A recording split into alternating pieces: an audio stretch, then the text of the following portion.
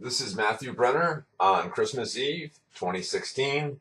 And yes, I'm going to jump on the YouTube bandwagon and make a reaction video about MTV's 2017 New Year's resolutions for men, or specifically white men. I will include the video footage, even at the risk of a copyright strike, and then give you some observations, not just about the video, but about America in general. Hey fellow white guys. It's about to be a new year. And there's a few things we think you could do a little bit better in 2017. First off, try to recognize that America was never great for anyone who wasn't a white guy. Can we all just agree that Black Lives Matter isn't the opposite of All Lives Matter? Black lives just matter. There's no need to overcomplicate it. Also, Blue Lives Matter isn't a thing. Cops weren't born with blue skin, right?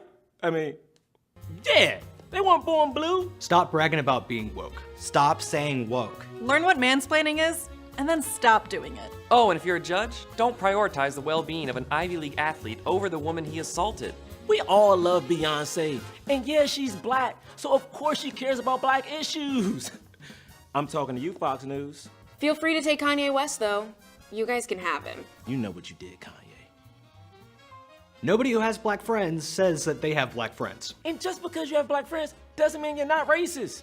You can be racist with black friends. Look, guys, we know nobody's perfect. But honestly, you could do a little better in 2017. Some of you guys do a great job. Some of you don't. Please, because 2016 is bad. 2017 can't be worse than this, all right? Because this is bad.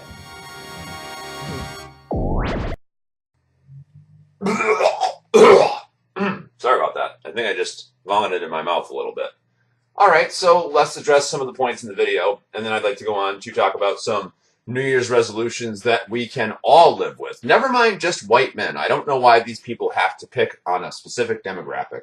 Yes, because America needs to blame all of its problems on white men, even though just as many white men voted for Mitt Romney in 2012 that voted for Donald Trump in 2016. Apparently, white men are to blame for all the problems. So, firstly, America was never great for anyone who wasn't white. Well, gee, what about pro athletes who are black? What about rap stars that are black that have made millions? Gee, life isn't great for them? What about black actors and actresses?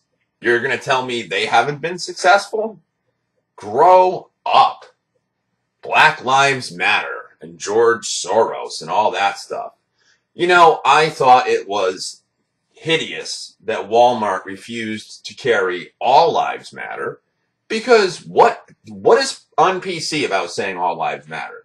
No, it's like they have to, it has to be some kind of a categorical so-called minority in order to, they have to feel special. And if you were to have hashtag White Lives Matter, oh my God, that is some kind of dog whistle for the Klan, or you know how they talk about like dog whistle speak or dog whistle politics. That's some kind of dog whistle code for the Klan or for white power. You know, you can't have All Lives Matter. Oh, and for that matter, you can't have Blue Lives Matter because, oh, nobody's born blue. Well, you know, cops do a very unsavory job. I mean, just about everybody that's listening in my audience has to have watched the show Cops. Look at some of the scum they have to deal with.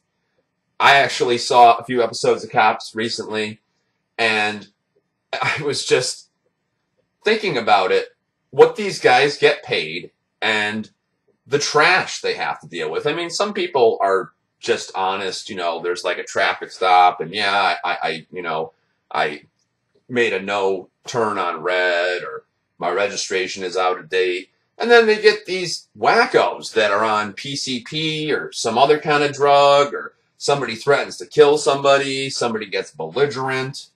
And, you know, honestly, these guys make, what, $30,000, $40,000 a year?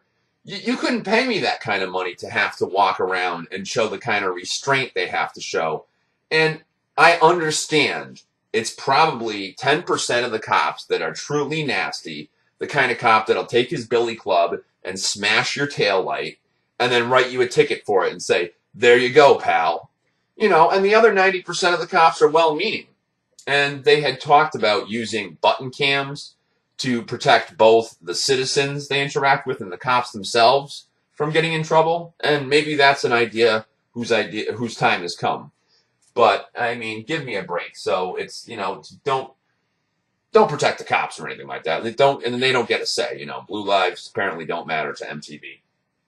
And this woke business, I had to actually Google that. I've never even heard of it. Apparently, it's some kind of thing that means dirty hippie. You know, I will agree with them on that one. If you're going to call yourself a dirty hippie, then you deserve to be called an idiot for calling yourself a dirty hippie. And mansplaining, I don't know. I don't know anybody that uses that. I mean, is there a counterpart chick-splaining or girl-splaining? I don't know. Maybe this is millennial culture and it's just beyond me. But, you know, the judge with the Ivy League athletes and all this other stuff, this has been a problem for a while. And I don't know whether it's an issue of credibility with you know, not believing the victim. But, of course, they've got to stick that in there, too. You know, it just, because it just makes this whole thing better and better and better. And then, of course, they've got to smear Kanye West. He went off on his rant at the concert. If you want to find that, I'm sure you can search on YouTube and find where he did that. And then they committed him for a while. And one of the things he said was that, you know, we should give Donald Trump a chance. Wow, far be it from anybody to say, give the president-elect a chance. Not to even say that he's great. He just said, give the man a chance.